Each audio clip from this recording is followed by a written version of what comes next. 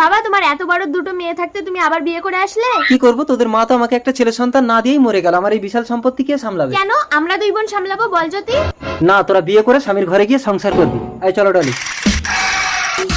শোন জ্যোতি, বাবা যখন বেরিয়ে যাবে তখন সৎমাকে করে দেবো, নইলে একটা সৎ ভাই হয়ে গেলে বাবা কিন্তু আর আমাদের দেখবে না। ভালো হবে, একটা ভাই হলে আমি নিয়ে খেলা করবো। এই বেশি বুঝিস, আমি যাই বলছি তাই শোন।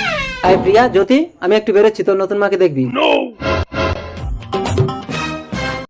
এই যে মহারানী, পায়ের উপরে পা তুলে বসে আছো কেন? তোমাদের কি কাজ করতে হবে বলো, আমি করে দিচ্ছি। কাল সকালের মধ্যে দেশ ছেড়ে চলে যাবে, নাহলে করে দেবো। ডলি! দিদি বাবা না যেন জানতে পারে। কি ব্যাপার ডলি, এরা কিছু বলছিল তোমাকে? না না, ওরা আমাকে ভীষণ ভালোবাসে।